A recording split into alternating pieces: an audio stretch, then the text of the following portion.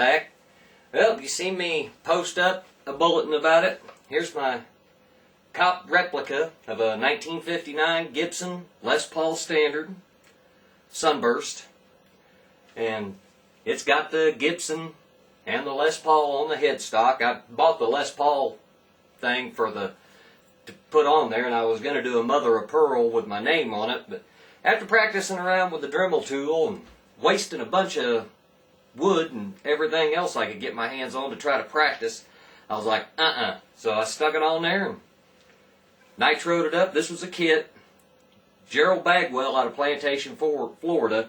He makes the body and the neck, and then he ships all the components and everything, and it's just bare plain wood. And you get to fit the neck and make sure everything's lined up and everything's going to fit correct. Glue the neck in, then you got to sand it. And I dyed the vintage amber on it. Took me about 3 tries. I didn't have to go and sand it off and start over. It just took, I wanted to start off with a light coat first before I really, instead of trying to get it on the first shot, I figured 2 or 3 coats of the dye, amber dye, would be better than trying to do it the first shot and then be like, ugh, and have to sand it all off and screw the top up and all that. And then I did, after I got it where I wanted it, and then I did the sunburst around it and laid it out for all my goodies and hardware and everything. And the pickups that are in it is a match set of Seymour Duncan Pearly Gates. Now, the reason why I chose the Pearly Gates, probably thinking, well, why didn't you go with a 59 since you're building a 59 model? About any of your 59 PAF replica pickups out there are a generalized copy of the originals. None of the originals were wound the same, had the same magnets in them. Gibson back in 58, 59, and even 60 went through Alnico 2, 3, 4, and 5 magnets, and there was no rhyme or reason of what ones they put and where. It's just what the pickup builder happened to throw in and wind the pickup, plus all the winds were varied a lot and varied in how they were put on the bobbins, so there was really very seldom would you find 2 of the 59 standards that sounded the same. Plus the tops had a little bit of variances in the stuff on it, so there was really sure they had a blueprint of it and they had all the specs, but everything was handmade back then, hand done. There was very little machines except for hand-operated machining, to be able to do this stuff with. It's not like a CNC lathe where you can punch all the parameters in, throw the wood in, and a couple hours later you've got a guitar and you can go right back and make another one completely identical to it. Same with pickup winders. Put the winds on exactly the same tension, same evenness, everything, And there's outside of the Pearly Gates, there's really no other 59 PAFs that anyone had that I had something to compare to. Well, Billy Gibbons, they're a direct copy, down to the smallest detail of his, except for these are wax potted and Billy's weren't. But I love the sound of Billy's 59, and his 59 seemed to kind of have a little bit more of a growl to it, a little more top-end sizzle that everyone likes to talk about, and I really like that. I kind of like that sizzle and everything. Now, pairs up great with the old Mace. So let me kick her on and I'll give you a little flavor of it.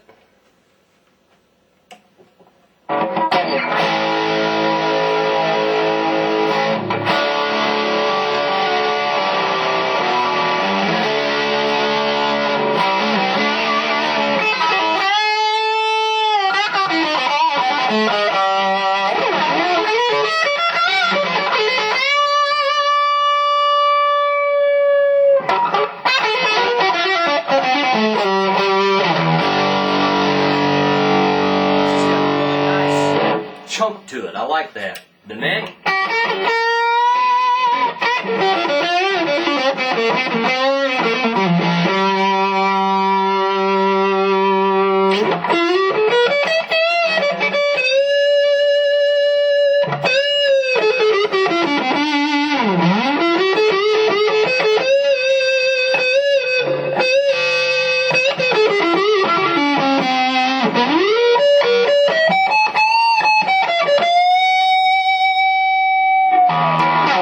She just got a nice love the tone. I mean, it's just, this thing is wicked. I'm loving this guitar. Got the big baseball bat neck on it. I'm loving it. I mean, Mr. Bagwell did an awesome job making this kit. I mean, he made it really easy to turn out a decent looking, good looking guitar. I mean, a lot of people would look at it and be like, here's a spot and here's a spot, and then there's some spots right there. Well, I did that on purpose.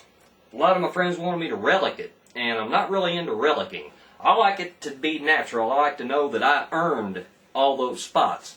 But I did, before I did the clear coating, I kind of made a few little spots here and there to give it an aged look a little bit.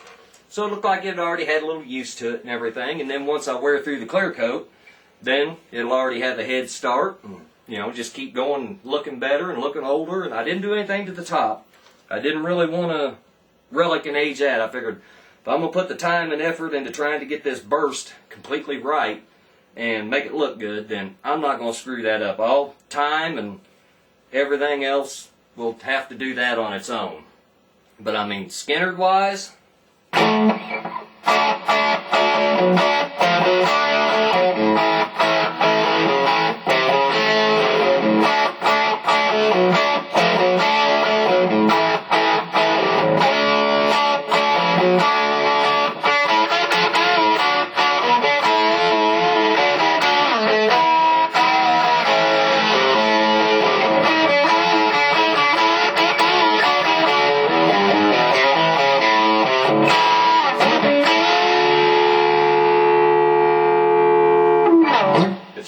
she can kick out some Skinner.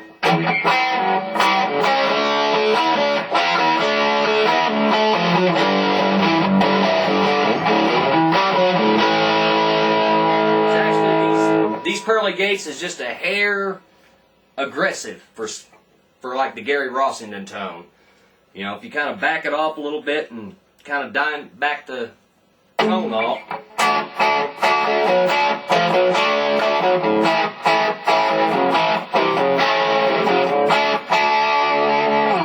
That's a little bit closer. That lets the old Mace do its thing.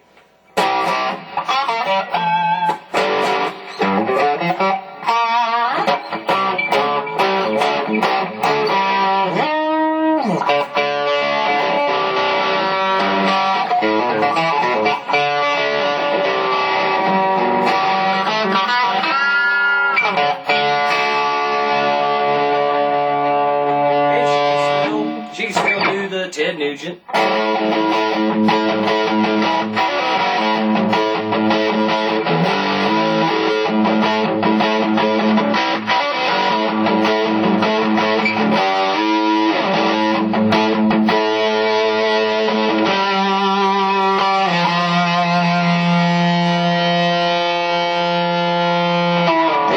I ain't got really cranked it.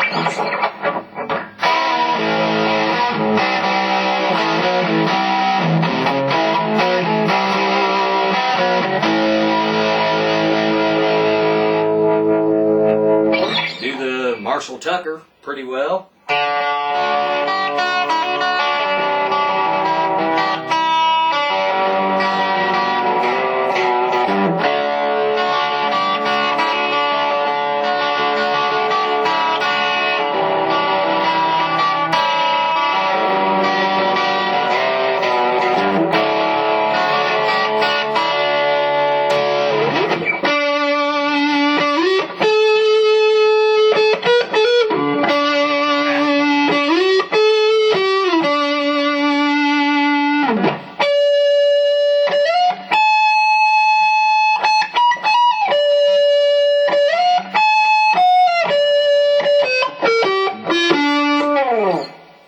Does a nice job on that. I'm loving it. I mean, I'm still getting used to it and getting, I mean, the Honey Flame Top Epiphone that I've got, it's, you know, got the slim taper neck, and then this has got the actual 59 neck, so there's going to be a difference in the two, and it's going to take me a while to be able to adjust back and forth, getting used to it. I think once I get used to this neck, then playing Honey is not going to be any big deal.